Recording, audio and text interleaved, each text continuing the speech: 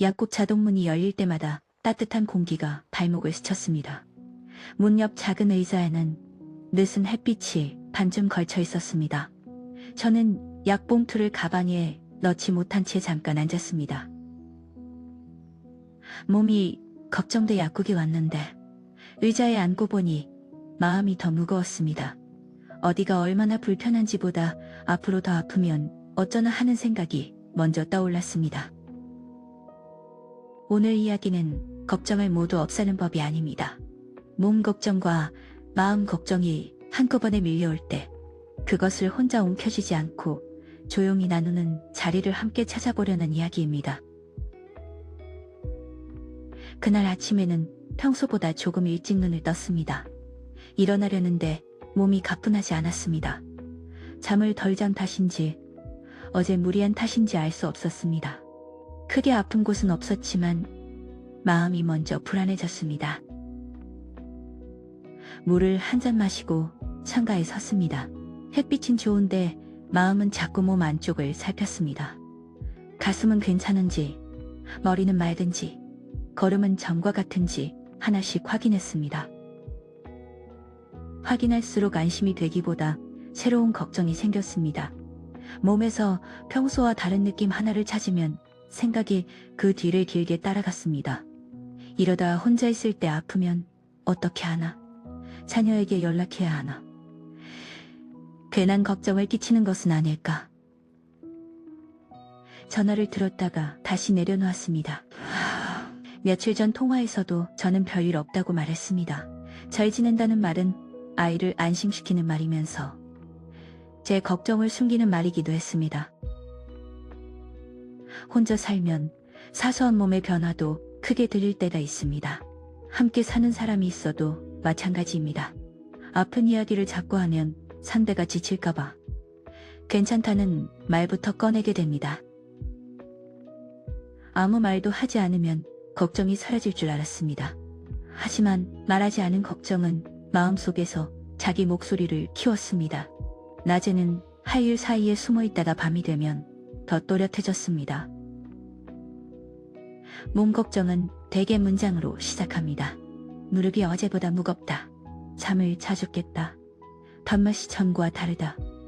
그런데 마음 걱정이 붙으면 문장 끝에 긴 말줄임표가 생깁니다. 앞으로 더 나빠지면 어쩌지? 누구에게 기대야 하지? 자녀에게 짐이 되면 어쩌지? 지금의 생활을 지킬 수 있을까? 몸의 느낌과 마음의 상상이 한 덩어리가 되면 걱정은 실제 크기보다 커 보입니다. 몸을 살피는 일과 두려움을 달래는 일이. 여기서 잠깐 묻고 싶습니다.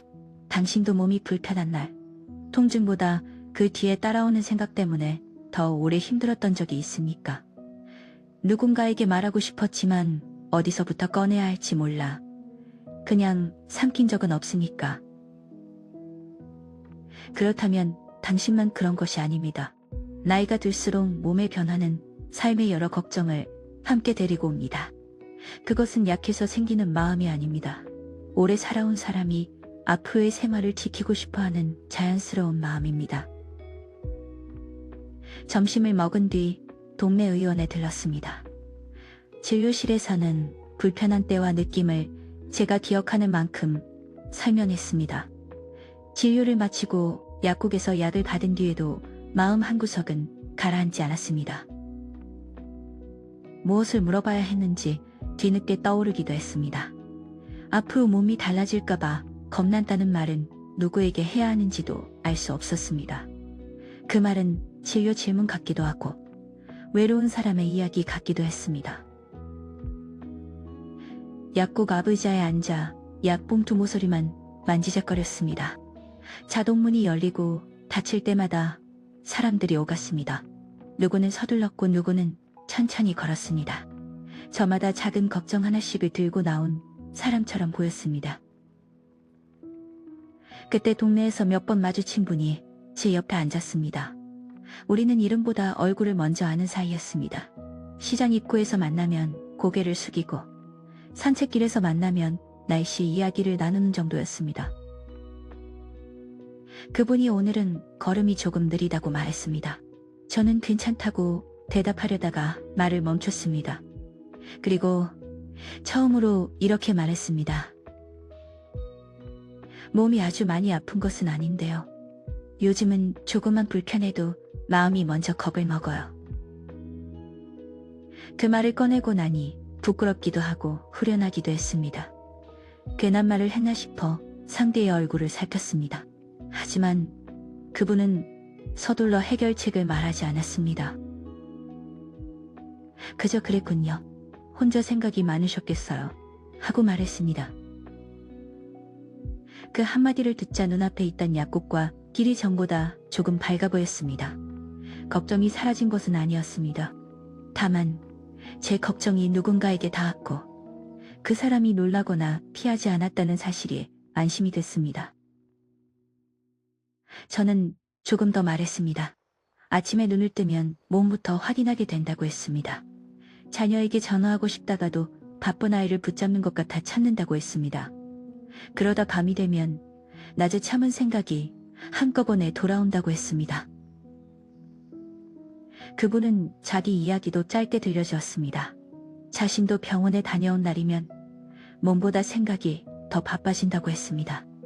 검사 결과를 기다릴 때에는 냉장고 소리만 크게 들린 적도 있다고 했습니다. 우리는 서로의 병을 비교하지 않았습니다. 누가 더 힘든지 따지지도 않았습니다. 그저 몸 걱정 옆에는 마음 걱정도 함께 않는다는 사실을 확인했습니다. 잠시 뒤 그분이 물었습니다. 지금 가장 걱정되는 것은 몸의 불편함인가요? 아니면 혼자 감당해야 할 것 같은 마음인가요? 저는 곧바로 답하지 못했습니다. 생각해보니 두 걱정은 닮았지만 같은 것은 아니었습니다. 몸에 관한 것은 다시 확인해서 물어볼 수 있었습니다. 불편함이 언제 생기는지 적어두고 약을 받을 때 궁금한 점을 묻고 필요하면 진료받을 수 있었습니다. 하지만 마음에 관한 것은 답을 얻는다고 끝나지 않았습니다. 누군가 내 말을 듣고 무서웠겠다고 알아주는 시간이 필요했습니다. 저는 그분에게 말했습니다. 몸도 걱정되지만 사실은 혼자 걱정하고 있다는 것이 더 무서웠다고요. 그 말을 입 밖으로 내자 마음속에서 엉켜있던 실 한 가닥이 풀리는 느낌이 들었습니다. 몸의 문제를 가볍게 본 것도 아니고 불안을 억지로 떨쳐낸 것도 아니었습니다. 걱정에 이름을 붙였을 뿐이었습니다. 그날 우리는 오래 이야기하지 않았습니다. 약국 앞 의자는 오래 머무는 자리가 아니었고 서로에게 해답을 줄 수도 없었습니다. 그래도 10여 분쯤 나란히 앉아 있었습니다. 일어설 때 그분이 다음에 산책길에서 만나면 차 한잔 하자고 했습니다. 저는 좋다고 대답했습니다. 그 약속이 꼭 지켜질지는 알 수 없었지만 다음이라는 말이 생겼다는 것만으로도 마음이 조금 놓였습니다. 집으로 돌아가는 길에 몸은 아침과 크게 달라지지 않았습니다. 그런데 걸음은 조금 덜 외로웠습니다. 마음 걱정은 나눌 수 있는 이야기로 바뀌었습니다. 선희 씨가 얻은 것은 정답이 아니었습니다. 몸의 모든 불편함을 설명해주는 말도 아니었습니다. 그저 걱정을 두 갈래로 바라보는 작은 여유였습니다. 확인이 필요한 몸의 걱정은 의료진이나 약사에게 묻습니다. 혼자여서 두렵고 앞날이 막막한 마음의 걱정은 믿을 만한 사람에게 들려줍니다. 두 걱정은 서로 이어져 있지만 돌보는 방법은 조금 다릅니다. 일부 공감 사연의 끝에서 이 말을 남기고 싶습니다. 괜찮다는 말만 반복한다고 강한 사람이 되는 것은 아닙니다. 걱정을 알맞은 곳에 건네는 것도 자기 삶을 돌보는 힘입니다. 이제 2부 지혜와 작은 해법의 문을 열어보겠습니다. 약국 앞 의자는 병을 고치는 자리가 아닙니다. 오래 머물 수도 없습니다. 그러나 그 짧은 의자가 어떤 날에는 마음이 넘어지지 않도록 받쳐주기도 합니다. 사람에게는 이런 임시 의자가 필요합니다. 모든 문제를 해결하는 곳이 아니라 너무 무거운 생각을 잠깐 내려놓는 곳입니다. 친구와 걷는 골목이 될 수도 있고, 형제와 나누는 전화 한 통이 될 수도 있습니다. 말없이 곁을 내주는 배우자의 식탁이 될 수도 있습니다. 걱정은 어둠과 닮은 면이 있습니다. 밀어내려고 할수록 더 크게 느껴지지만 작은 불빛 하나를 켜면 모양이 보입니다. 걱정을 말로 나누는 일은 그 불빛을 켜는 일과 비슷합니다.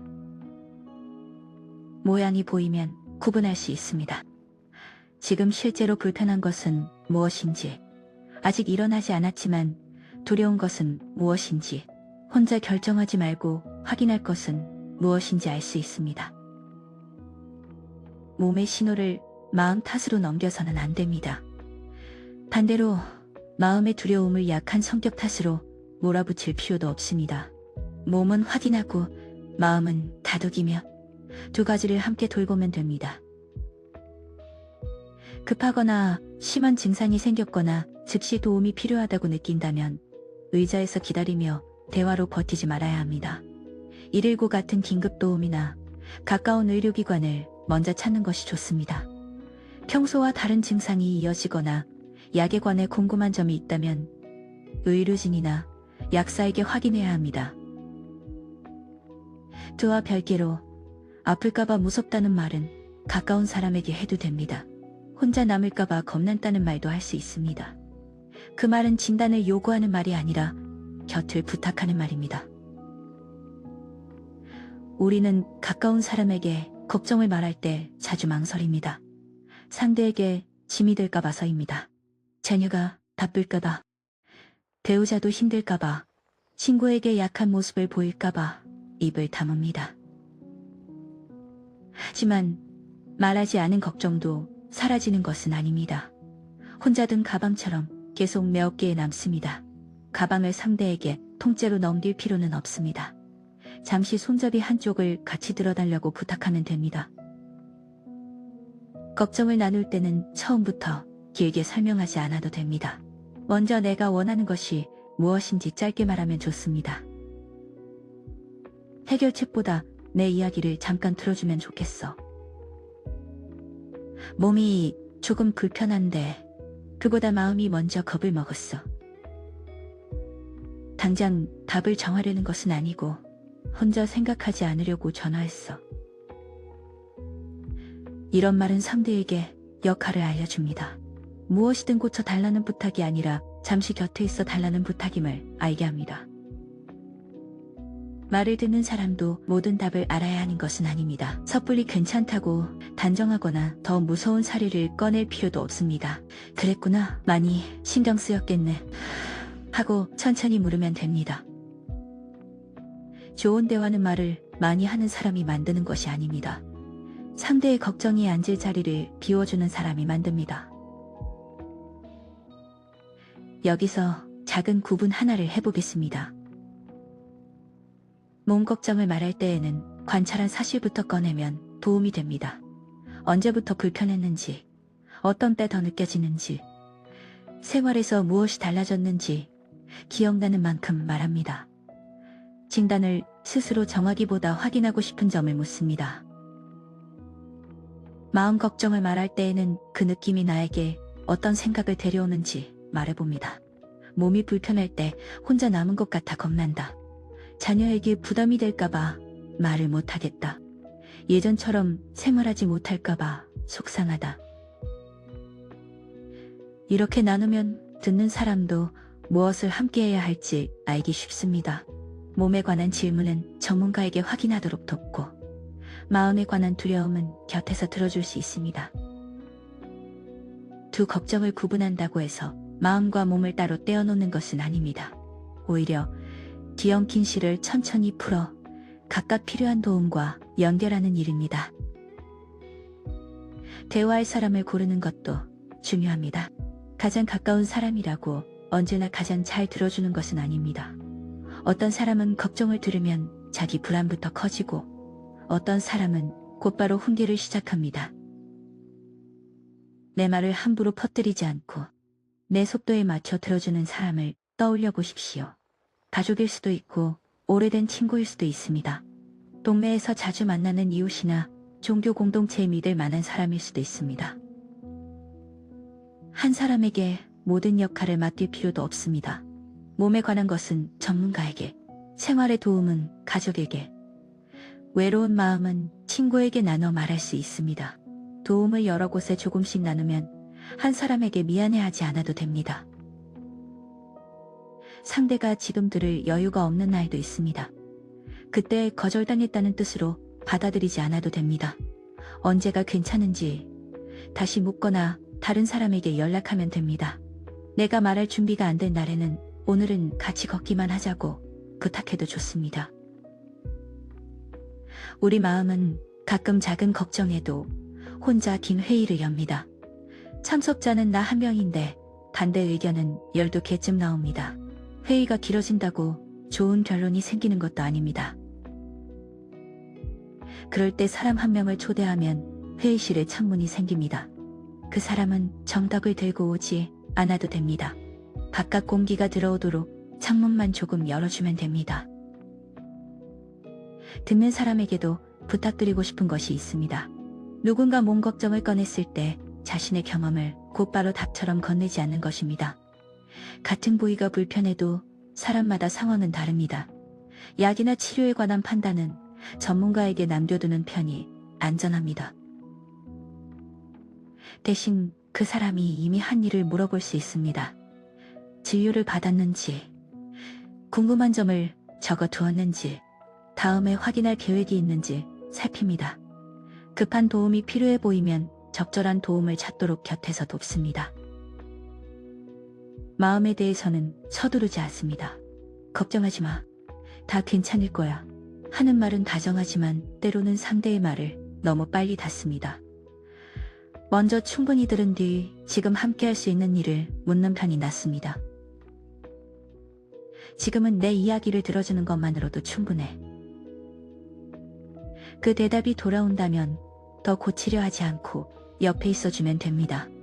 차를 한 잔 따르고 천천히 걷고 다음에 다시 연락할 시간을 정하는 정도면 충분할 수 있습니다. 나이가 들수록 도움을 받는 일이 어색해질 때가 있습니다. 평생 누군가를 돌보고 책임져온 사람일수록 더 그렇습니다. 자녀를 키우고 부모를 모시고 가족의 크고 작은 일을 챙겨온 사람은 부탁보다 참는 일에 익숙합니다. 하지만 인생 후반의 품위는 아무 도움도 받지 않는 데 있지 않습니다. 필요한 도움을 알고 지나치지 않게 청하고 받은 마음을 고맙게 받아들이는 데에도 품위가 있습니다. 오늘 내가 기대었다고 해서 내일도 기대기만 하는 사람은 아닙니다. 오늘 내 말을 들어준 사람에게 훗날 내가 의자가 되어줄 수도 있습니다.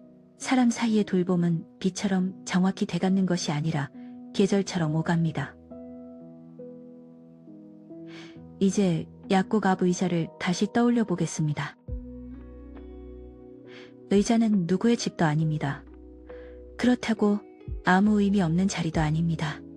지친 사람이 잠깐 숨을 고르고 다음 걸음을 정하는 곳입니다. 마음 걱정을 나누는 대화도 그렇습니다.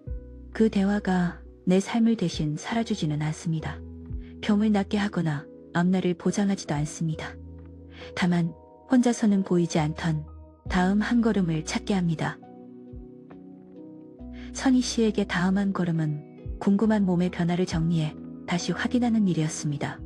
또 하나는 걱정이 커지는 밤에 혼자 버티지 않고 연락할 사람을 떠올리는 일이었습니다.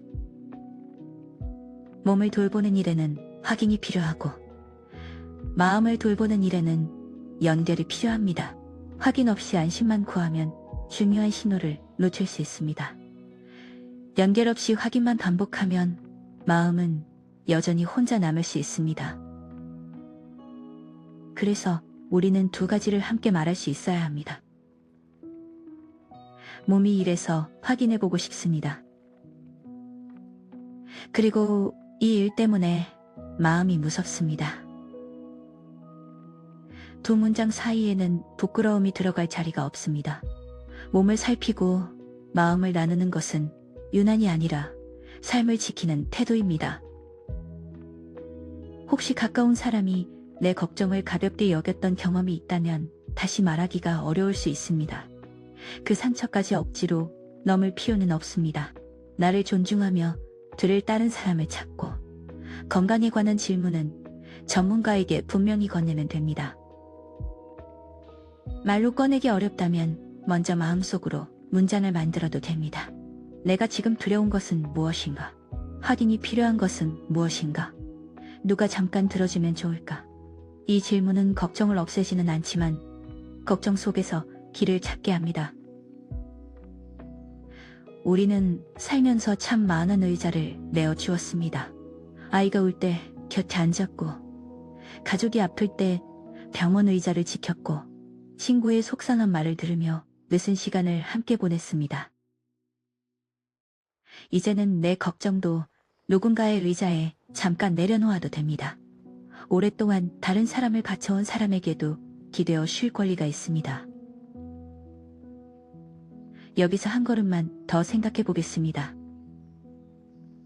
걱정을 나눈다는 말이 꼭 깊은 속마음을 한 번에 다 꺼내야 한다는 뜻은 아닙니다. 어떤 날에는 약봉투를 식탁 위에 올려놓고 오늘은 하고 말하는 것만으로도 충분합니다. 어떤 날에는 산책길에서 조금 천천히 걸으며 요즘 몸을 자꾸 확인하게 돼 하고 말하는 정도면 됩니다. 대화는 큰 결심보다 작은 시작으로 열립니다. 우리가 오랫동안 참아온 이유는 대개 상대를 사랑했기 때문입니다. 걱정을 말하면 아이가 놀랄까봐, 배우자가 더 피곤해질까봐, 친구가 부담스러워할까봐 조용히 삼켰습니다. 그 마음도 비합니다.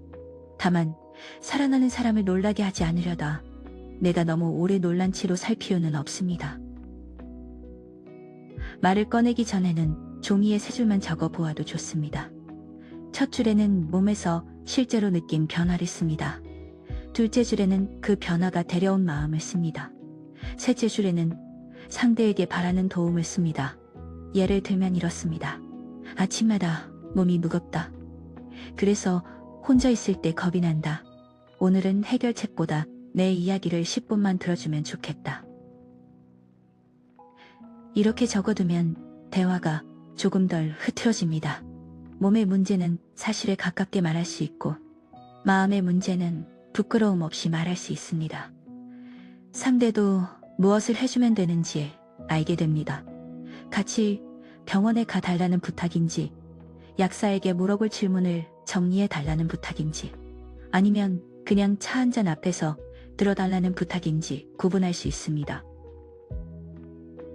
만약 혼자 사는 분이라면 전화번호 목록을 너무 거창하게 만들 필요는 없습니다. 긴급한 때 도움을 청할 곳, 건강 질문을 확인할 곳, 마음 이야기를 나눌 사람을 각각 하나씩만 떠올려 보십시오. 이름 3개가 마음속에 생기면 밤의 걱정이 조금 덜 막막해집니다. 모든 문이 닫힌 것 같던 마음에 작은 손잡이 3개가 생기는 셈입니다. 함께 사는 가족이 있는 분이라면 시간대를 정해도 좋습니다. 아무 때나 걱정을 쏟아놓는 것보다 저녁 먹고 10분만 이야기해도 될까 하고 묻는 편이 서로에게 편합니다. 듣는 사람에게도 준비할 틈이 생기고 말하는 사람도 미안함을 조금 덜 수 있습니다. 무엇보다 중요한 것은 걱정을 말한 뒤 바로 미안하다고 덮어버리지 않는 것입니다. 미안하지만 하고 시작할 수는 있습니다. 그러나 끝까지 미안하다고만 말하면 내 걱정은 다시 자리를 잃습니다. 대신 고맙다고 말해보십시오. 들어줘서 고마워. 이렇게 말하면 대화는 부담이 아니라 관계가 됩니다. 오늘 당장 해볼 수 있는 작은 실천은 하나뿐입니다. 믿을 만한 한 사람에게 이렇게 말해보십시오. 해결책을 찾기 전에 10분만 내 이야기를 들어줄래요? 요즘 몸 걱정과 마음 걱정이 같이 와요. 전화도 좋고 얼굴을 마주보고 말해도 좋습니다. 길게 설명하지 않아도 됩니다. 이 한 문장을 건네는 것이 오늘의 실천입니다. 상대가 바로 시간을 내기 어렵다면 언제가 괜찮은지만 물어보십시오. 오늘 하지 못해도 실패가 아닙니다. 혼자 견디는 대신 누군가에게 자리를 부탁했다는데 뜻이 있습니다. 약국 앞 작은 의자에 앉아있는 당신께 오늘 손에 든 약봉투보다 마음속 생각이 더 무거울지도 모르겠습니다. 몸이 예전 같지 않다는 서운함과 앞으로의 생활에 대한 걱정이 한꺼번에 찾아왔을지도 모릅니다. 괜찮은 척하느라 오래 서 있지 않으셔도 됩니다. 잠깐 앉아도 됩니다. 몸에 관한 것은 차분히 확인하고 마음에 관한 것은 믿을 만한 사람에게 조금 나누어도 됩니다. 당신의 걱정은 누군가에게 폐를 끼치는 소음이 아닙니다. 오래 살아온 삶을 지키고 싶다는 마음의 신호입니다. 누군가 당신 곁에 앉아 그랬군요. 하고 말해준다면 서둘러 씩씩해지지 않아도 됩니다. 그 한마디가 마음에 닿는 동안 잠시 쉬십시오. 그리고 언젠가 다른 사람이 당신 옆에 조용히 앉는 날이 오면 정답보다 자리를 내어주십시오. 우리에게 필요한 것은 모든 걱정을 없애는 사람이 아니라 걱정이 지나갈 때까지 곁을 비우지 않는 사람일 때가 많습니다. 오늘의 몸은 오늘만큼 돌보고 아직 오지 않은 날의 걱정은 오늘 혼자 다 짊어지지 마십시오. 다음 걸음이 보일 때 내디뎌도 늦지 않습니다. 혹시 오늘 아무에게도 말하지 못했다면 그것도 괜찮습니다. 내일 아침 물 한 잔을 마신 뒤 다시 한 문장만 준비해도 됩니다. 천천히 돌봐야 할 마음의 신호입니다. 약국 문이 다시 열리고 저녁 공기가 들어옵니다. 이제 천천히 일어나도 좋습니다. 당신의 걸음 곁에 누군가의 마음이 함께하기를 바랍니다. 걱정이 있는 날에도 우리는 혼자가 아닙니다. 잠깐 앉아 마음을 나눌 의자 하나, 이야기를 들어줄 사람 하나를 우리 곁에 남겨두면 좋겠습니다.